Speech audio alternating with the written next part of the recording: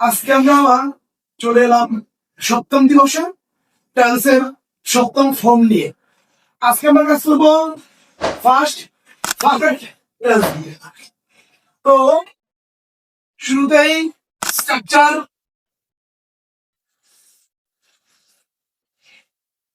Structure শব্দের অর্থ হলো গঠন প্রণালী।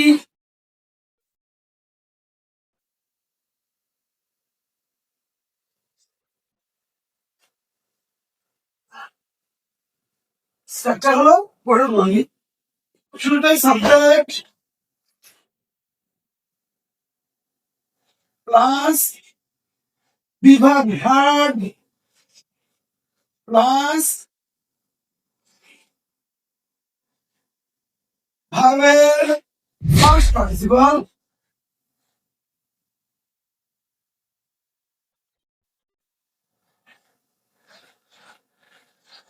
Plus object. আরেকবার বলছি, সাবজেক্ট প্লাস ভার্ব প্লাস ভার্বের ফার্স্ট পার্টিসিপল প্লাস অবজেক্ট। এবার ভার্বের ফার্স্ট পার্টিসিপল গুলো উল্লেখ করলে আমরা যে সেন্টেন্স গুলো লিখবো তাতে রয়েছে ইট, অ্যাট, ইডেন। সেকেন্ডটা ছিল গো, ওয়েন্ট, গো। থার্ডটাতে ছিল প্লে, প্লেড, প্লেড। প্রথম দুইটা হলো স্ট্রং ভার্ব, পরেরটা হলো উইং ভার্ব। স্ট্রং ভার্ব হলো যেই ভার্ব পরিবর্তিত হয় ভাবের পরিবর্তন ফলে তাকে বলা হয় স্ট্রং ভার্ব। যেমন প্রথম দুইটা পরিবর্তন হয়েছে ভাবের পরিবর্তিত হয়ে।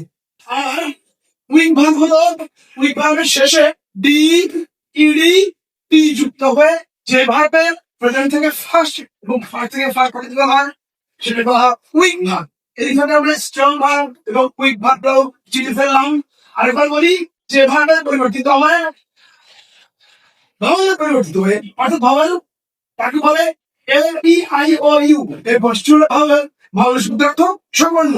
ওই সময়তে প্রথম দুইটাতে পরিবর্তিত হয়েছে ভাবের পরিবর্তন হয়ে যে ভাগগুলো ভাবের পরিবর্তিত হয়ে হয় সেগুলো বলা হয় স্ট্রং ভাব। আর যেগুলো শেষে বি, ইডি, টি যুক্ত হয়ে ভার্বের পরিবর্তন হয় সেগুলো বলা হয় উইক ভার্ব। এবার আমরা সাবজেক্ট চলে আসি। সেন্টেন্সে যাওয়ার পূর্বে সাবজেক্ট প্লাস হেড প্লাস ভার্বের ফার্স্ট পার্টিসিপল প্লাস অবজেক্ট। আমরা উদাহরণ বলতে পারি,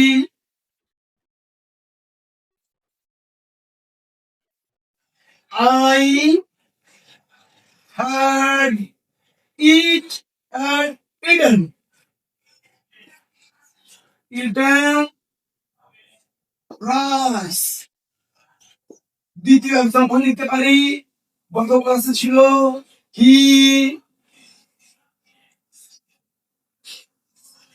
ভালো first participle he had went gone to school.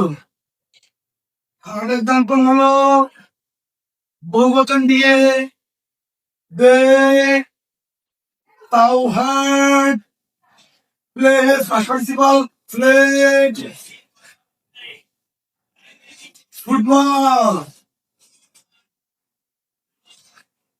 আমি স্ট্রাকচারটা মনে রাখার জন্য হ্যাড সিঙ্গুলার ফর্মে হ্যাড বসে, প্লুরাল ফর্মে হ্যাড বসে। I had eaten rice. He had went gone to school. They had played football. তাহলে আমরা ভার্বের ফার্স্ট পার্টিসিপল করে ফার্স্ট পারফেক্ট টেন্স করতে পারি। আজকে উদ্যোগটাই সবাই